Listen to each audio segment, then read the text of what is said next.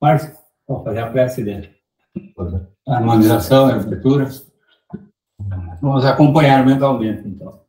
Irmãos, hoje, nesse dia das mães, agradecer a todas as mães presentes, não ausentes. Rezemos em prol de todas elas, da família, dessas pessoas que hoje estão sendo acolhidas nos retiros, naquelas enchentes. Muitos perderam suas mães, perderam seus filhos, nesse dia tão importante e abençoado por todos, mas muitos estão precisando desse apoio espiritual, um acolhimento, que nossa Mãe, Virgem Maria, os acolha, o seu manto, em preces e orações, assim como nós aqui distantes dessas pessoas estamos em corrente de oração, os acolhendo com o coração apertado, em reza, oração, bondade, acolhimento, e estamos emanando essas orações em direcionamento a essas mães, essas famílias, essas crianças, e a todos eles que hoje, nesse dia, sejam acalentados, abençoados e levados até eles um acalento ao coração. Sei que muitas pessoas hoje não estão festejando. Estão em oração, em tristeza, sendo acalentados pelos irmãos espirituais, longe daqui, em outro espiritual, pelos irmãos daqui também, presencialmente. E queremos, então, emanar toda essa energia a essas pessoas que estão sofrendo hoje, lá por essas enchentes ou falta de um acalento hoje. Que assim seja. E assim seja. Bom, não tem ninguém ali para entrar, não, não.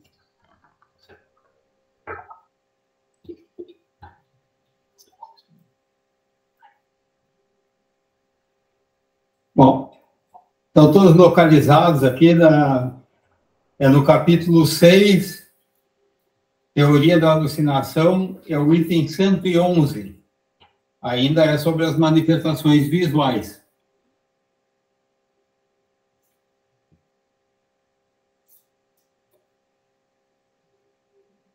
Está localizada, Jaqueline?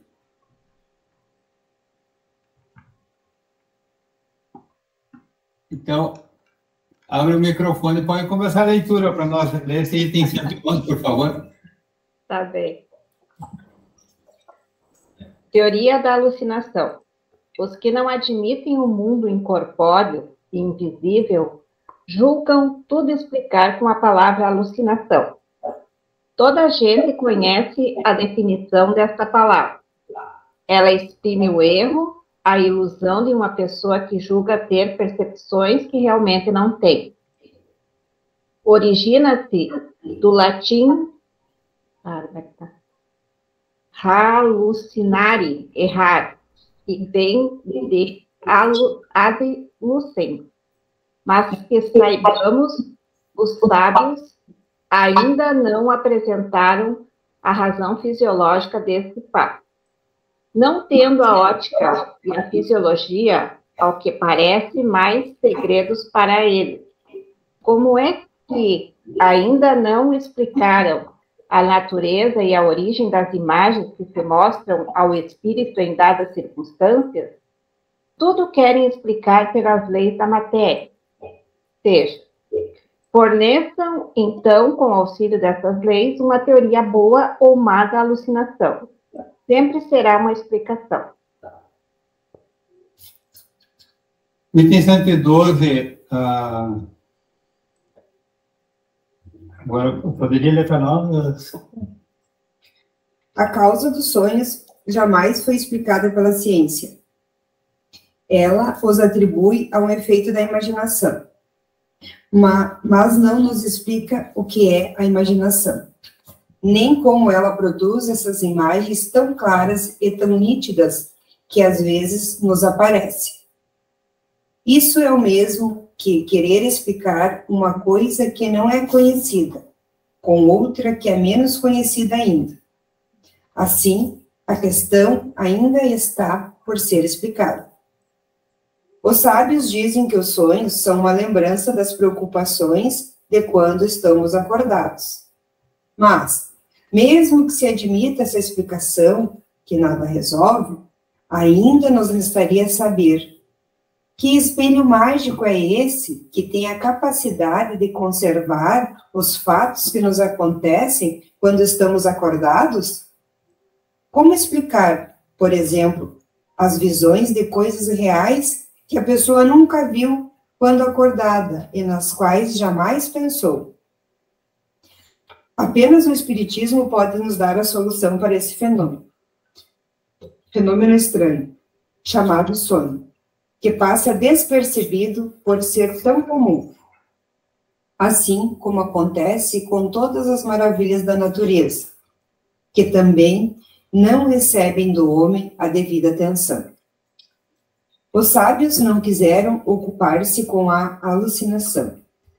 Entretanto, mesmo ela sendo real ou não, trata-se de um fenômeno que a fisiologia tem que se mostrar capaz de explicar, sob pena de confessar a sua incompetência.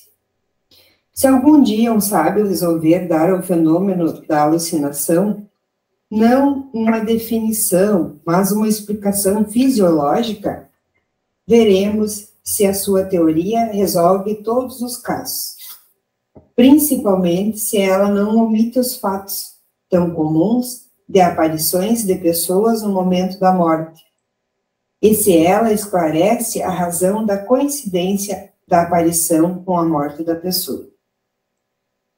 Se a aparição de pessoas na hora da morte fosse um fato isolado, poderíamos atribuí-lo ao acaso. Entretanto, como ele é muito frequente, o acaso não pode servir para explicar. Se aquele que viu a aparição tivesse pensado que a pessoa que lhe apareceu estava prestes a morrer, ainda seria aceitável. Mas quando, na maioria das vezes, quem aparece é justamente a pessoa em quem menos se pensa, a imaginação deve ser descartada para explicar o episódio. Mais difícil ainda é explicar, pela imaginação, as circunstâncias em que se deu a morte, quando não se tem a menor ideia do que realmente aconteceu. Os que defendem a tese da alucinação dirão que a alma, se é que eles acreditam nela, tem momentos de supercitação, e que nesse estado suas faculdades ficam ampliadas. Estamos de pleno acordo, porém, quando aquilo que a alma vê é real, já não existe mais a ilusão. Se, na exaltação, a alma vê uma coisa que está distante, é porque ela se transporta para aquele lugar. Ora, se a nossa alma pode se transportar para junto de uma pessoa que está distante, por que a alma dessa pessoa não pode se transportar para junto de nós? Esses fatos devem ser levados em conta por aqueles que defendem a teoria da alucinação. Eles também não podem esquecer que uma teoria a qual se podem opor fatos contrários é necessariamente falsa ou incompleta. Enquanto aguardamos as explicações que os partidários da alucinação venham a nos oferecer, vamos tentar emitir algumas ideias a esse respeito. Aí tem uma observação. As explicações atuais da ciência sobre os sonhos ainda são incompletas e não atendem a todas as correntes do pensamento. As pesquisas mais avançadas nessa área são aquelas que aceitam, além das causas fisiológicas, a interferência dos espíritos, compondo dessa maneira um quadro mais próximo da realidade. Assim, o sonho parece ser uma grande mescla das coisas que nos acontecem no dia a dia, das preocupações, dos medos, das angústias, da interferência dos amigos e inimigos do plano espiritual, da sintonia com as nossas vidas passadas e assim por diante. Pode ler para nós a 113, Vanessa. Provam os fatos que há aparições verdadeiras, que a teoria espírita explica perfeitamente e que só podem ser tiradas porque nada admitem fora do organismo. Mas, a par das visões reais, haverá alucinações no sentido em que esse termo se emprega é fora de dúvida. De onde se originam? Os espíritos que vão esclarecer-nos sobre isso, porquanto a explicação parece-nos estar toda nas respostas dadas às seguintes perguntas. Letra A. São sempre reais as visões? Não serão algumas vezes efeito de alucinação? Quando em sonho ou de modo diverso se veem, por exemplo, o diabo ou outras coisas fantásticas que não existem, não será isso um produto da imaginação? Sim. Algumas vezes, quando dá muita atenção a certas leituras ou histórias de sortilégios que impressionam, a pessoa, lembrando-se mais tarde das coisas, julga ver o que não existe. Mas também já temos dito que o espírito, sob seu envoltório semimaterial, pode tomar todas as espécies de formas para se manifestar. Pode, pois, um espírito zombeteiro aparecer com chifres e garras, se assim aprover, para divertir-se à custa da credulidade daquele que o vê. Do mesmo modo que um espírito bom pode se mostrar-se com asas e com uma figura radiosa. B. Poder-se-ão considerar como aparições as figuras e outras imagens que se apresentam a certas pessoas quando estão meio adormecidas ou quando apenas fecham os olhos?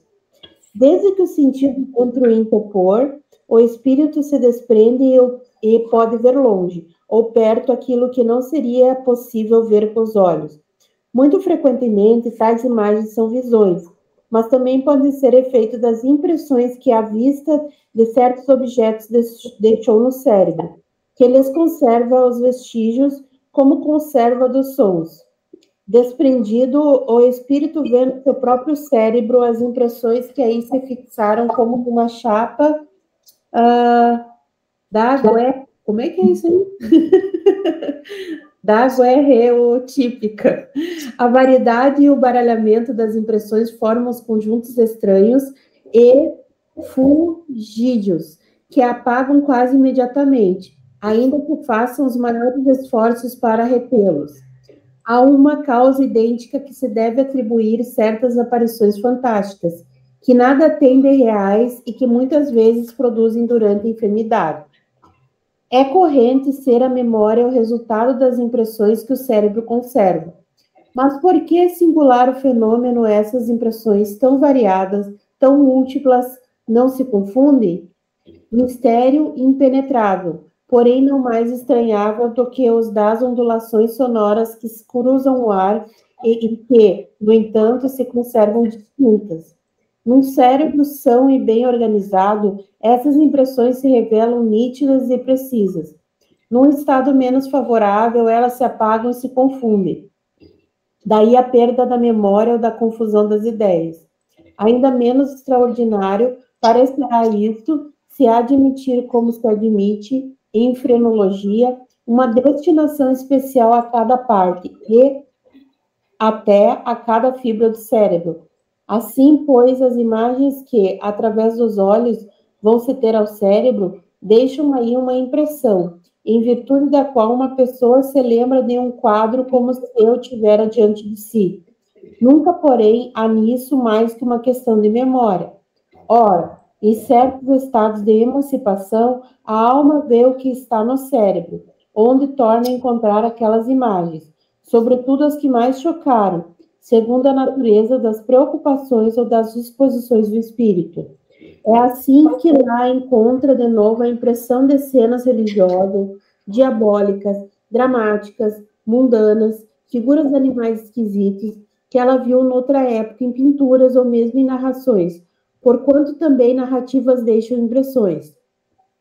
De sorte que a alma vê realmente, mas vê apenas uma imagem fotografada no cérebro. No estado normal, essas imagens são fugídias, efêmeras, porque todas as partes cerebrais funcionam livremente, ao passo que, no estado de moléstia, o cérebro sempre está mais ou menos enfraquecido. O equilíbrio entre todos os órgãos deixa de existir, conservando somente alguns a sua atividade, enquanto outros se acham, de certa forma, paralisados. Daí a permanência de determinadas imagens que as preocupações da vida exterior não mais conseguem apagar, como se dá ao estado normal.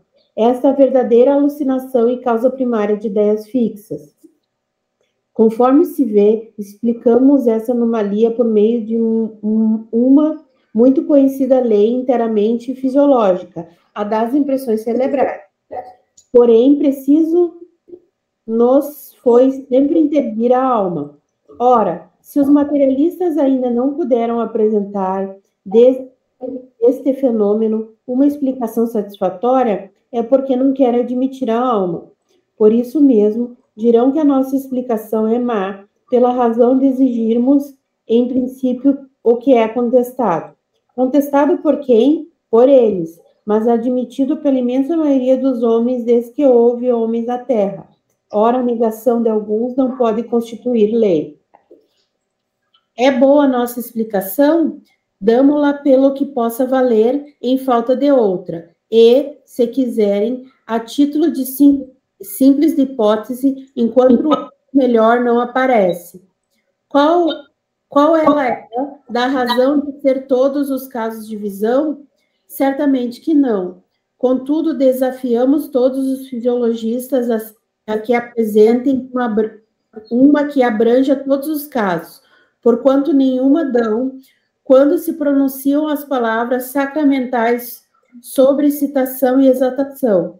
Assim sendo, desde que todas as teorias da alucinação se mostram incapazes de explicar os fatos, é que alguma outra coisa há, que não há alucinação propriamente dita. Seria falsa a nossa teoria se a aplicássemos a todos os casos de visão, pois que alguns se contraditariam. É legítima ser restringida a alguns efeitos.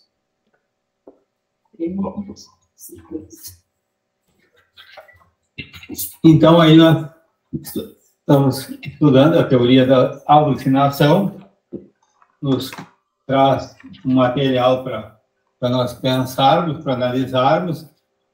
Nós vimos ali no final também que não é algo que já esteja resolvido, que tenha uma solução pronta, mas para aqueles que usam a teoria da alucinação para justificar, aqui ele nos traz questões que não foram resolvidas, então não pode ser aceita essa teoria. E perguntamos aí o que ficou de importante, qual é a dúvida, ou coisa assim, vamos. Pelo que eu entendi aqui, Marino, vamos dizer assim, a alucinação, essa explicação da alucinação seria uma coisa dos materialistas, né? O espiritismo, tipo, não reconhece essa teoria, né? Pelo que eu... Isso, correto. É.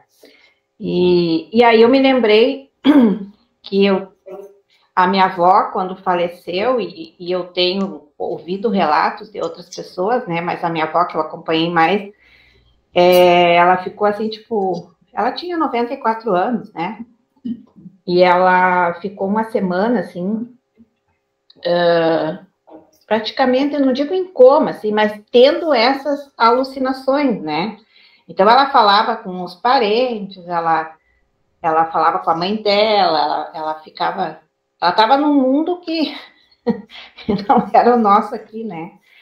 E eu tenho, e escuto mesmo.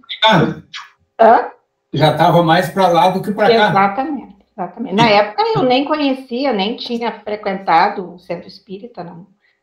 E eu continuo ouvindo vários relatos, assim, de pessoas que estão, assim, vamos dizer, no final da vida, né, indo para o desencarne, assim, e que começam a conversar com os parentes, e logo em seguida a gente tem a notícia que a pessoa desencarnou, né. Então, eu queria falar sobre isso e ouvir vocês que têm mais conhecimento sobre isso. Agora, um caso, aqui eu vou pedir para provocar a Sirlene também. No caso quando o desencarne do seu Nico, que aconteceu diverso no teu caso, Sirlene.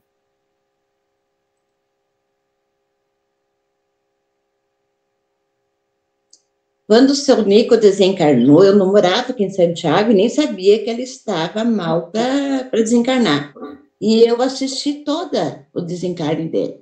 É como se eu estivesse presente ali a hora que ele desencarnou, inclusive o meu tio e minha tia que estavam junto com eles, como foi, tudo que ocorreu, mas eu não sabia que ele estava. Aí, no outro dia, eu contei pro meu marido de manhã, digo, sonhei que o seu Nico desencarnou.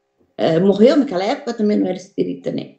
E ele falou assim, isso é sorte para ele. Eu digo, diz que quando a gente sonha é sorte.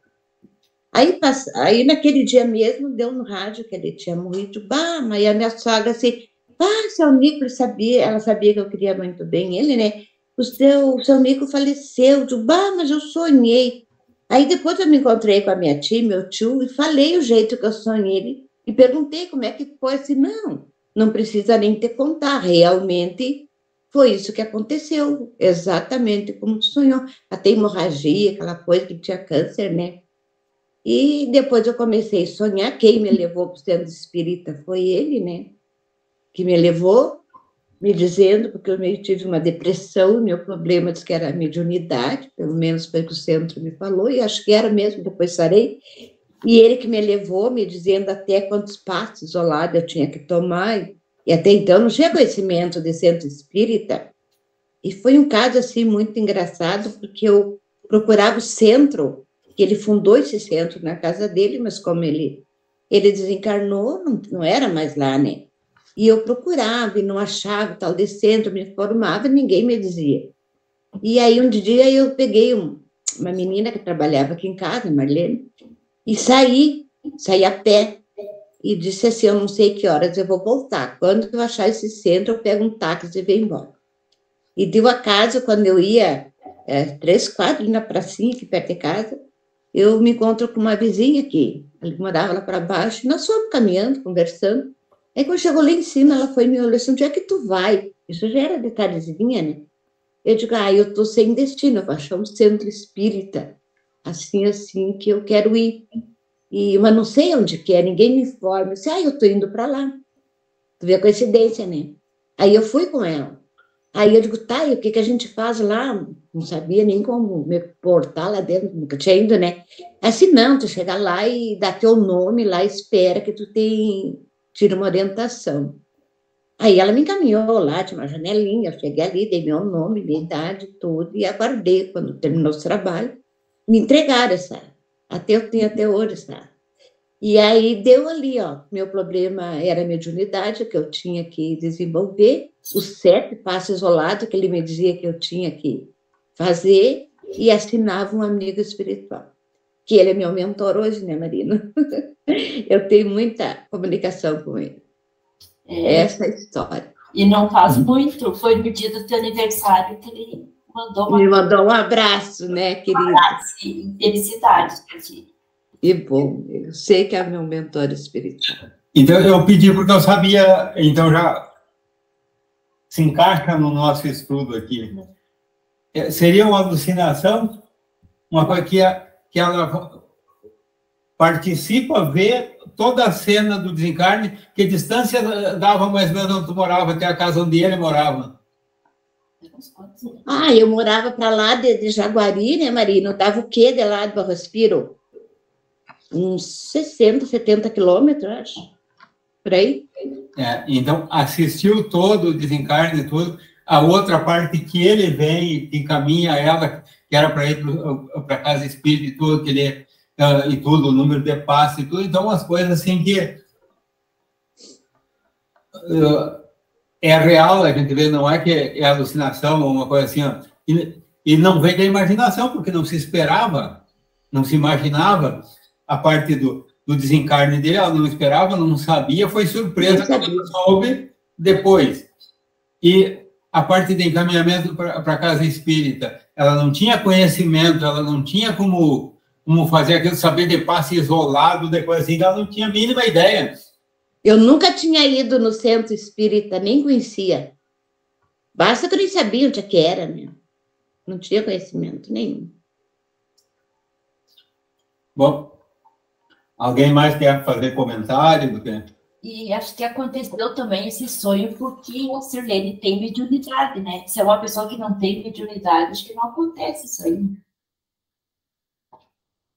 E uma coisa dos sonhos que eu penso, assim, que eles falarem alucinação, mas que eu não concordo, é que tu acorda com um sentimento bom, então não é só, né, não é uma coisa que fica só na tua cabeça, assim, que tu lembra do sonho, mas tu acorda com aquele sentimento, aquele bom, assim, então não é alucinação, né? Não, isso que eu penso dos sonhos, né? É alguém, assim, que te deu uma força, assim, para ter aquela sensação de sentimento bom, né?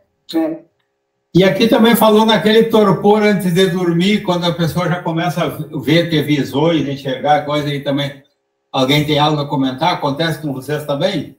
Tá, Marino, isso aí que eu queria perguntar aí para vocês, para o seu Wilson aí, que é o estudioso aí do nosso grupo, né? Então, eu esqueci.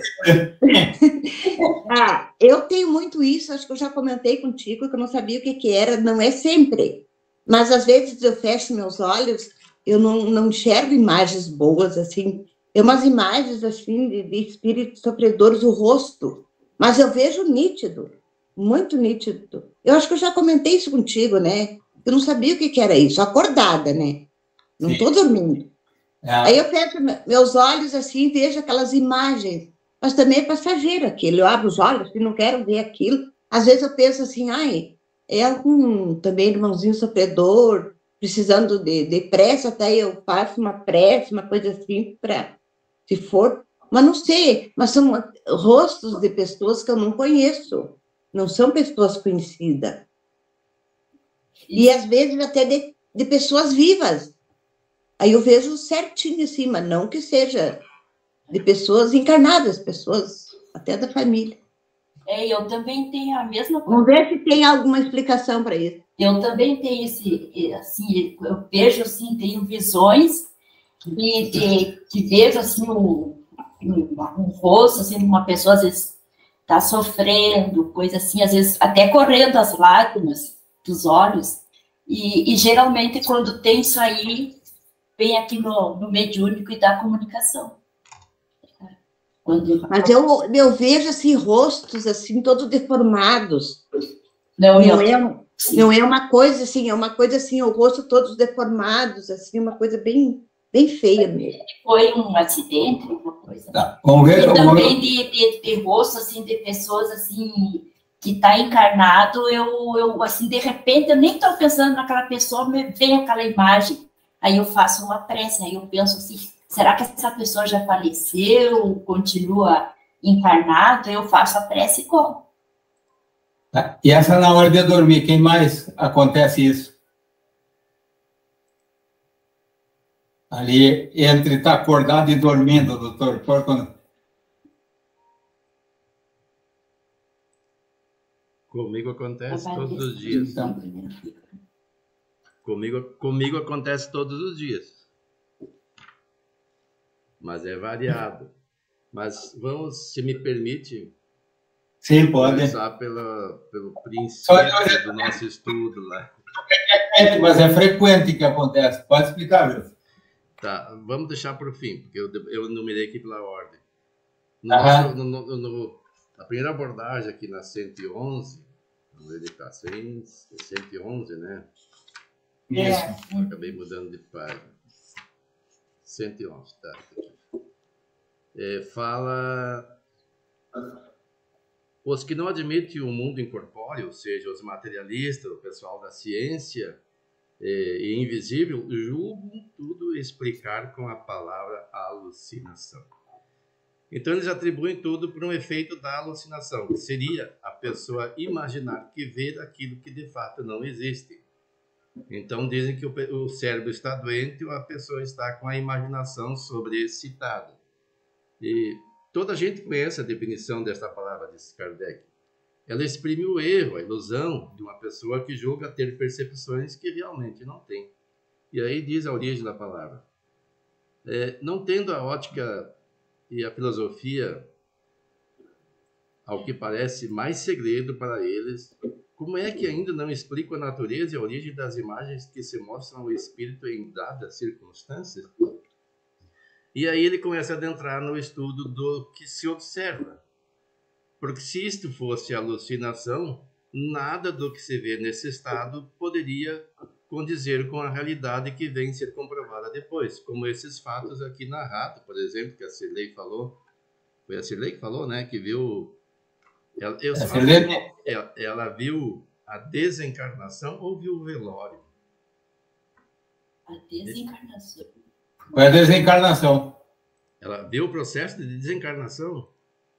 O espírito se desprendendo tudo? Aí já é um grau bem mais profundo do que a própria imaginação pudesse criar. E além disso, ela falou que nem conhecia espiritismo. Porque alguém poderia dizer, não, ela andou lendo isso nas obras espíritas e acabou imaginando. Ela revelou aqui que foi, inclusive, orientada por uma pessoa do tratamento inicial para que ela tivesse um equilíbrio diante das visões, diante do que ela via. Isso não pode ser efeito de alucinação. Porque depois a gente começa a ler, e quem lê depois, né? Eu já havia lido, imagino, antes, e mais pessoas que já leram, desde a criação das obras básicas, essas informações estão lá do processo de desencarnação das pessoas.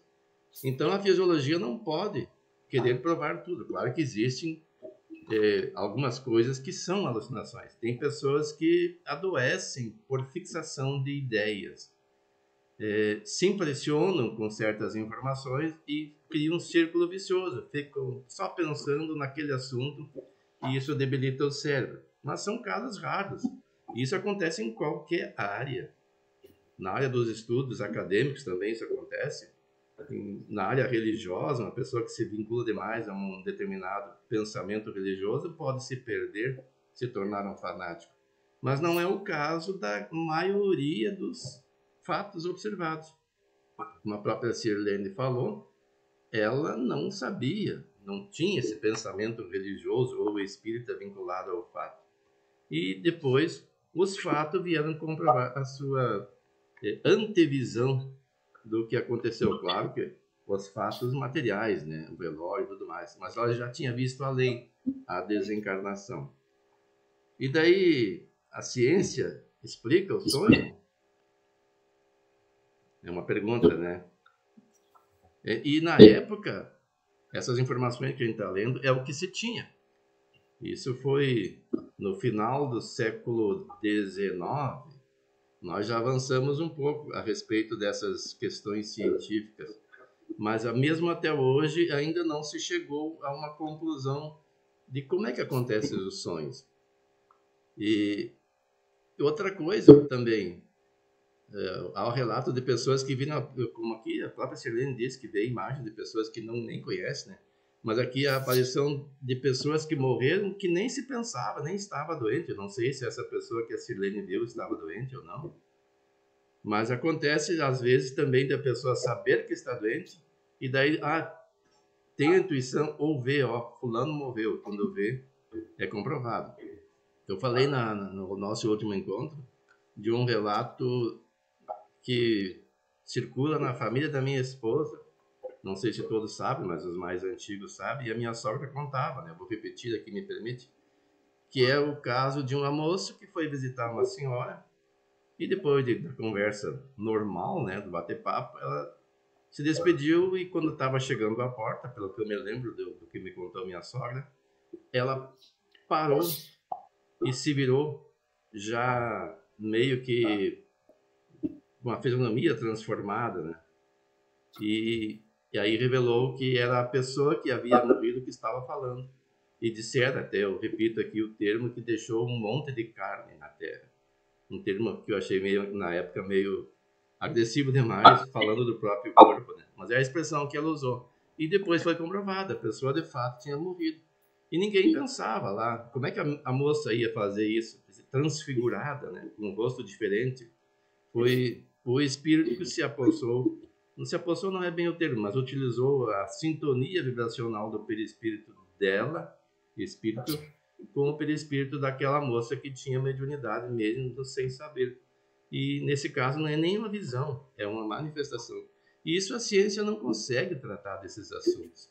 Hoje a ciência da quântica procura se aproximar e está bem próximo das visões espíritas que já desde o século XIX são trazidas a nós. Eu sempre sugiro, quem tiver tempo e curiosidade, assista aquele documentário que tem no YouTube, que é Quem Somos Nós. Muito interessante, que trata desses assuntos. São sempre reais essas aparições? Pergunta Kardec. Os espíritos dizem que não, que tem coisas que impressionam às vezes e aparecem. E daí ele começa a tratar, né, dessas questões. Eu vou pedir para compartilhar com vocês, deixa eu só sair da tela cheia aqui. Sair da tela cheia. Uma pesquisa que eu fiz recentemente, agora há pouco, né? Que é uma área do cérebro que se encarrega deixa eu ver, compartilhar. Eu não estou conseguindo compartilhar aqui. Vou compartilhar também o áudio. Tá, vou ter que sair para não conseguir. Vamos ver se consigo agora. Hipocampo.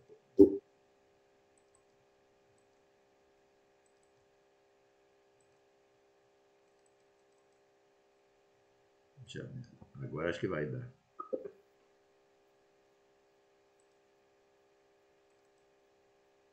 Não sei por que eu não estou conseguindo compartilhar. Bom, hoje não deu certo. Mas vamos ver, eu vou mudar aqui, depois eu colo para mostrar, porque não vou conseguir colocar no vídeo agora. Tem uma área do cérebro chamado hipocampos. Eu vou compartilhar com vocês depois o link, e que é uma área azulzinha do cérebro. Eu acho que agora vocês não estão vendo, né? Não. Mas no vídeo que eu estou fazendo aqui, que estou gravando, vai aparecer. Tem uma área pequena no cérebro, quase embaixo do cérebro, e ela é responsável pela memória. Qual é a função disso aqui? O hipocampo desempenha um papel crítico na formação, organização e armazenamento de novas memórias, além de conectar certas sensações e emoções a essas memórias. O hipocampo também desempenha um papel na consolidação de memórias durante o sono. E daí estudos sugerem que uma maior atividade do hipocampo durante o sono, após algum tipo de treinamento ou experiência de aprendizado, leva a uma melhor memória do assunto no dia seguinte. Depois tem aqui memória amígdala e TEPT, mas eu vou só pegar uma parte interessante que é o papel do córtex frontal. Diz assim, ó, o córtex frontal contribui para a memória através do controle cognitivo ou estratégico sobre os processos de recuperação da memória em outras áreas. Eu só entrei nesse assunto aqui porque, como diz o texto, o cérebro trabalha em conjunto quando a pessoa está no estado de vigília. Todos os campos, nós temos áreas específicas do cérebro para tratar de certos assuntos. Um é pelo movimento, outro é pela visão, outro é pela audição, outro é pela memória, e assim por diante. E hoje tem experiências que colocam sensores no cérebro da pessoa e dão determinadas atividades para a pessoa realizar. E eles mapeiam a oxigenação através da circulação do sangue em determinadas áreas que são ativadas conforme o estímulo recebido. E durante o dia, tudo trabalha em conjunto. E na hora do despreendimento pelo sono, nessa hora do torpor, que se chama, um pouquinho antes do adormecer, propriamente dito, Às vezes, uma área determinada do cérebro tem preponderância sobre as outras e o espírito acaba sendo influenciado por ela, e isso acaba registrando em forma de sonhos que podem ser bons ou maus, dependendo da sintonia da pessoa. E às vezes não é nem questão de eu estou obsedado, ou eu fui por uma determinada região negativa do plano espiritual, porque eu estou com um desequilíbrio na área moral. Não, às vezes não. Como eu disse, nada é... Como eu, aliás, não disse hoje, mas eu já disse em outras ocasiões, nada é absoluto. Porque a pessoa se impressiona, por exemplo, ao ver um filme que choca. Por isso, não é recomendado para as pessoas mais sensíveis verem determinados filmes ao anoitecer, porque fatalmente vai perturbar o seu estado de repouso por essas visões, essas perturbações que podem advir que não são necessariamente reais. São influências desse hipocampo, porque se impressionou demais com aquilo que viu ou ouviu. E o texto até nos fala que também das narrativas nós podemos criar essas imagens. Porque nós, quando ouvimos alguma coisa, nós transformamos aquilo em movimento, em ideias. Eu estou falando para vocês, não estou mostrando imagens, mas vocês criam um universo de imagens, de movimento, como se estivessem vendo. E isso pode impressionar a pessoa. E nesse momento do desprendimento parcial, a pessoa, porque é parcial, a pessoa acaba acordando e lembrando. Se ela continuar nesse torpor e dormir, às vezes ela não vai lembrar. Mas não quer dizer que não tenha pesadelo. Tem pessoas que têm certos tipos de sonhos que parecem tão reais que a pessoa pode chacoalhar a pessoa que está dormindo, chamar pelo seu nome, e ela tem muita dificuldade de ser trazida à vigília, porque ela continua no estado de torpor muito profundo. Então essas pessoas certamente não devem, especialmente filmes de terror, de muita violência, assistir à noite, porque vão ser impressionadas. Eu já mencionei em outros encontros que nós temos, a grosso modo, 3 tipos basilares de sonhos, que são aqueles que são, como esse da Sirlene, né, que é um desdobramento em que vê fatos presentes ou futuros, e são aqueles sonhos tipo esse que eu estou mencionando agora, que alguns chamam de limpeza do sótão mental. E são meio que desconexos, eles não têm uma solução de continuidade. Aparecem fragmentos de uma cena com outras e a pessoa não sabe nem explicar o que viu depois, mas que perturbam. E também tem os sonhos que são causados pelo estado do corpo. Se a pessoa, por exemplo, deita numa posição inconveniente que acaba amortecendo um braço, por exemplo, ela pode ter um sonho relacionado com aquelas sensações trazidas ao cérebro pelo nervo. E isso também pode causar perturbação. Então, são 3 tipos de sonho. Esses das ideias, pensamentos que nós geramos e que se unem com as ideias, pensamento de outras pessoas também mais impressionáveis e que ficam circulando na psicosfera da Terra e que nós entramos em sintonia na hora da perturbação inicial, do início do sono, e que não são reais e que a pessoa pode evitar fazendo uma vinculação mental durante o dia com ideias mais positivas e evitando, como eu disse, esse tipo de filmes ou leituras ou conversas durante a noite. A gente pode entrar no YouTube, por exemplo, e ver coisas muito chocantes. Pessoas sensíveis é melhor evitar. E os outros seriam aqueles que nós entramos num estado em que criamos imagens pela mente em decorrência do que o corpo sente.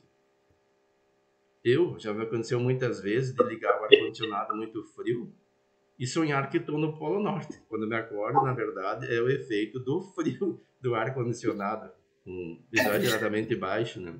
Então, é um efeito físico que não tem nada a ver com a realidade. Essa noite eu tive um sonho, eu não sei se é porque uma das coisas, não tenho medo de muitas coisas, mas uma das coisas que me provoca assim, uma ansiedade é a ideia do tornado. E eu sempre sonho que estou em dificuldade para me proteger com os tornados.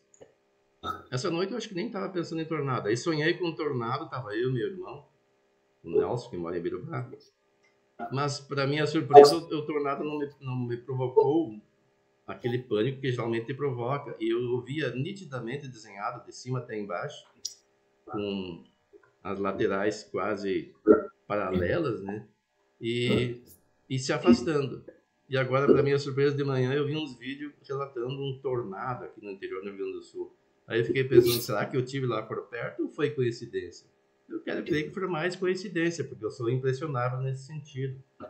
E, então, são coisas que não devem se impactar muito. Mesmo que tivesse estado lá, o que isso vai alterar? Não vai alterar em nada. Nós devemos tirar o melhor proveito desse estado, mantendo a mente sempre focada em coisas positivas e ativos. Ativos, fazendo bem sempre que possível, não desperdiçando a oportunidade, principalmente agora que a gente vê aí o que está acontecendo com nossos irmãos, né, nas enchentes. Nós somos muito pródigos em trocar mensagens na internet, em reproduzir o que os outros fazem, mas o que nós estamos fazendo? Também não, a gente começar a propagar o que faz não é muito meritoso, né? Porque a gente poderia estar no lugar daquelas pessoas. Enquanto a gente perde tempo com isso, a gente podia estar ajudando. E isso, quando nós fazemos, dá uma tranquilidade para a nossa consciência. E nós dormimos melhor. E vamos entrar em sintonia com aquelas pessoas do bem. E não com essas pessoas que gostam de espalhar terror. E isso melhorará o nosso sono e também melhorará a nossa desencarnação, já que estamos tratando disso. Nós seremos melhor acolhidos e melhor destinados no plano espiritual. Então, são essas questões que nos chamam mais atenção nesse estudo de hoje. Vamos ver se tem mais alguma coisa aqui que eu anotei. Não, eu acho que era isso, então. Sirlene, levantou a mão? Não, eu queria ver aqui, porque eu, quando vejo essas coisas, eu estou acordada. Eu não estou dormindo, eu não sonhei. Eu vejo essas visões acordada. Sim, mas é o caso do estudo, como foi comentado, que o que diz o doutor Poré, aquela ali, quando deita antes de dormir, está acordado ainda, mas já começa, já relaxa, naquele momento que relaxou o corpo, antes de dormir, que acontece. E daí, que é como o Wilson explicou ali. Então, tem vários fatores que levam, inclusive, o que diz que a pessoa, de repente, que ela assistiu, ou coisa assim, ou muitas vezes é um desdobramento. Como no caso, que o espírito já começa a se deslocar e vê alguma coisa. Ou ele lembra, ou como o espírito tem uma lembrança também. E tem esses outros casos que também é fisiológico, então tem uma série de... Mas eu vi, assim, rostos, assim, que agora, os estudos que a gente faz, eu entendo melhor que aquilo ali não era imaginação, era espíritos. Eu era criança, eu tinha 6 anos, tinha visões, eu chegava a chorar, porque eu não queria ver aquelas imagens e vinha sem eu querer. Eu nem estava pensando e não estava imaginando nada, aquilo era de repente, parecia uma coisa que vinha assim, que eu nem estava pensando. Até anos, e sonhos assim, há anos atrás eu sempre sonhei com água. Não sei se em outra encarnação eu morri afogada, ou sei lá o significado de sonhar com tantas águas. Isso aí já faz anos, eu estou sempre sonhando. O Wilson levantou a mão lá também. Aqui, voltando à pergunta da Sirlene, ela pode olhar no que nós acabamos de ler na questão 113, na resposta ao item B. Kardec pergunta: poder-se-ão considerar como aparições as figuras e outras imagens que se apresentam a certas pessoas quando estão meio adormecidas ou quando apenas fecham os olhos? Ou seja, a pessoa não está dormindo ainda. Ela está no princípio do estado de torpor que antecede o sono. A resposta, no começo: Desde que os sentidos entram em torpor, o espírito se desprende e pode ver longe ou perto aquilo que lhe não seria possível ver com os olhos. Aí tem a explicação para a tua pergunta. A pessoa diz, não, mas eu não estava dormindo. De fato, não estava. Estava no estágio inicial do torpor que precede o sono, mas já está semi-desprendido. E isso nos vem à memória quando nós, de fato, não entramos no sono. Nós acordamos, às vezes nos sobressalta. O que a gente vê, a gente acorda. Mas, caso contrário, poderia dormir e não lembrar. Vanessa levantou a mão primeiro que a Sirlene. Mas, pelo que eu entendi, a tia Silene está dizendo que ela vê acordada, não é naquele momento que ela está quase dormindo. Por exemplo, que eu já me aconteceu de eu estar assim naquele momento que eu estou querendo dormir e eu me vi eu mesma me desprender do corpo, sentar na cama, sair caminhando, essas coisas assim. Mas a tia está dizendo que ela tem as visões dela muitas vezes, pelo que eu entendi, né? Não sei se acho que ela pode explicar melhor. Abre o microfone, Silvia. Eu não estou ainda dormindo naquela coisa assim, quando tu quer dormir. Eu estou acordada. Às vezes até estou fazendo as minhas preces e fecho meus olhos assim e eu vejo aqueles rostos. Eu digo, meu Deus, aí eu te faço uma prece para aquelas pessoas, porque tudo é deformado o rosto. Eu não vejo o corpo, é só o rosto. Mas são coisas assim muito feias, deformadas. Não sei se o meu espírito, eu mesmo acordado, você desliga e vai lá para um umbral, será? Não pode, né? Eu estou acordada. Eu estou acordada. Pelo que eu entendi, você está acordada, mas como diz o texto ali, a pessoa pode estar acordada ainda. Só que ela já está mais relaxada, ela está no processo inicial da preparação para o sono, que é o que se chama de estado de perturbação. Agora, se acontecesse com você, por exemplo, em plena atividade durante o dia, seria outra coisa. Aí seria uma faculdade mais ostensiva de visão, que a pessoa pode ver longe, e isso é comum, tem vários médicos que relatam essas coisas e que são provadas. Basta a gente pesquisar se quiser. Mas esse fato que nós estamos tratando, e pelo que tu relatas aí, de fato é o estado pré-sono. Tu está fazendo a tua oração, mas já está bastante relaxada. Às vezes a pessoa, tem gente que nem termina a oração, está dormindo já. Eu sou uma pessoa que tem uma facilidade muito grande para dormir. Eu deito, às vezes em 2 minutos já estou dormindo. E nesse estado aí, às vezes acontece a pessoa voltar a acordar porque viu alguma coisa que chamou a atenção ou que criou uma confusão mental e aí volta a despertar. Mas é o que está ali no item, na questão 113, no item B. Mas ela toma Tá. Pelo já está terminando, né? Não tenho mais como comentar, já está no horário de acabar, né, Marina? Vamos deixar para o próximo estudo, nosso debate. Falta 3 minutos ainda. Não, eu só queria dizer assim, ó, quando eu quero, assim, ó, Wilson, tem um problema de uma doença, e aí eu me concentro na hora que eu vou dormir e eu me transporto lá e eu vejo até o organismo da pessoa por dentro. Qual é o problema que tem? Entende? Mas aí eu tô acordada e é uma coisa assim que eu me transporto. Que até aconteceu com o Marino, que eu descobri a doença dele, daqui lá. Eu descobri e chamei ele para cá, quase matei o Marino, né? Chegou aqui mais morto que vivo, mas salvei ele. Mas assim, eu tô acordada, não tô dormindo. Sim, não está dormindo. Porque o dormindo mesmo é quando você perde todos os sentidos físicos. Você só vive em espírito. O corpo está repousando, recuperando as energias. Esse, como eu disse, é o estado pré-sono. Mas você já está com uma faculdade já ampliada do desdobramento. Você pode ver longe coisas que vão acontecer ou que estão acontecendo, como esse que acabou de falar aí a respeito do Marino, né? E como aquele anterior que tu mencionaste ali da desencarnação da pessoa. Isso aí não é normal das pessoas que têm essa faculdade. São pessoas que já têm uma faculdade mediúnica mais ostensiva, como é o teu caso. E o fato de estar ainda semi-desperta não quer dizer que isso não seja possível. E tem pessoas que fazem isso mesmo totalmente despertas. Basta uma pequena pausa nas atividades e elas são capazes de fazer isso.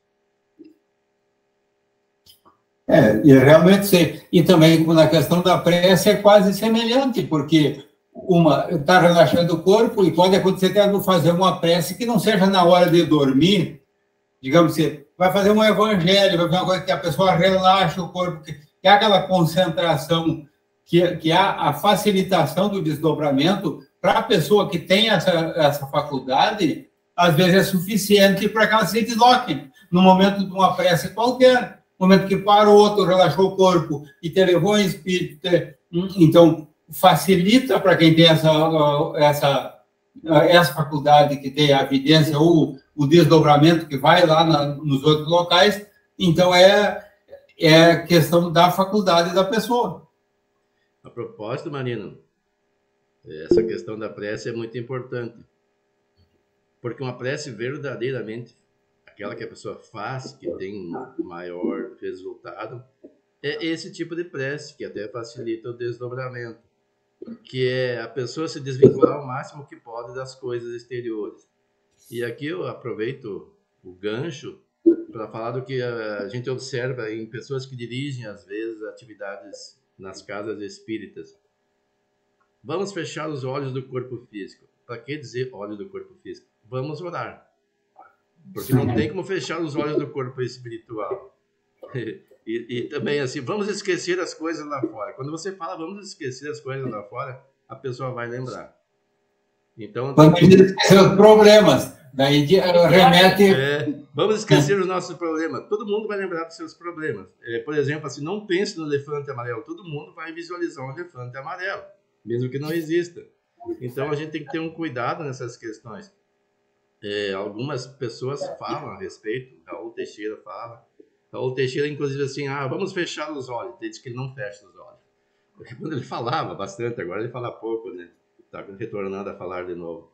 E eu vi uma vez, por exemplo, eu estava frequentando uma sociedade espírita de Passo Fundo, e lá tinha várias regras. Você não podia cruzar as mãos, não podia cruzar as pernas, nada para fazer oração.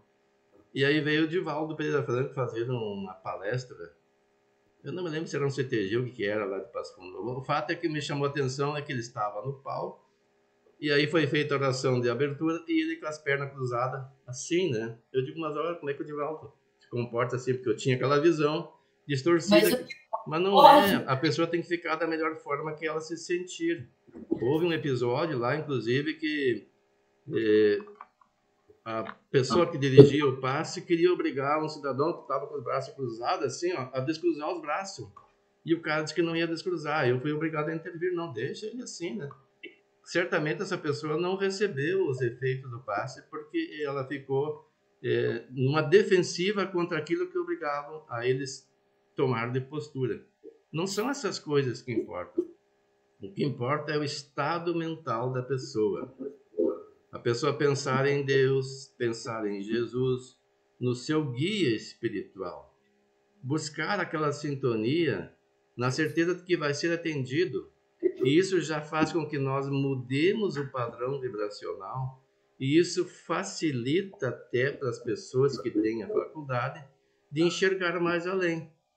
E é assim que a mediunidade deve ser exercida.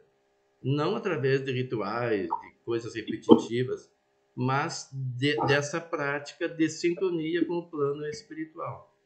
E isso se consegue no momento, é mais difícil quando a pessoa não tem uma higiene mental durante o dia todo. O ideal é que nós mantivéssemos, claro que não vamos manter 100%, que não somos espíritos puros, o mais possível, aquela vigilância que Jesus recomenda, associada à oração. E aí nós vamos ter maior facilidade de fazer isso, de fazer uma oração, de nos desprendermos, de sermos socorridos através da indução mental, das ideias que receberemos e também das forças que necessitamos para superarmos a nossa inércia de acomodação, para que nós sejamos colaboradores do Cristo nas atividades aqui da sociedade como um todo, nos ajudando uns aos outros. Bom, já estamos no nosso horário, um pouco passando. Então, Hoje é um dia especial, Dia das Mães. Estamos numa situação delicada no nosso estado. E como temos uma pessoa aqui entre nós, que é mãe, está com a filha no colo, está num local dos mais atingidos ou muito próximo daquela região, a água, eu sei que chegou pertinho da casa dela. Então, eu acho que nesse momento ninguém melhor para nos guiar em pensamento nessa prece, nessa rogativa, tanto de harmonia, de paz, de agradecimento pelas mães que todos tivemos, por esse amor de mãe que todos recebemos, e que possamos transmitir também para as pessoas que estão nesses locais onde tem enchente, onde há necessidade de vários tipos, tanto emocional, de espiritual, e material. Então, vamos pedir para a Vanessa nos guiar nessa prece e nós acompanhamos mentalmente. Senhor, estamos aqui nesse momento reunidos em agradecimento pela nossa vida, em agradecimento pela solidariedade, em agradecimento pela união que todo o nosso estado e o Brasil está fazendo, pelas pessoas que estão aqui no Rio Grande do Sul, passando por algumas dificuldades.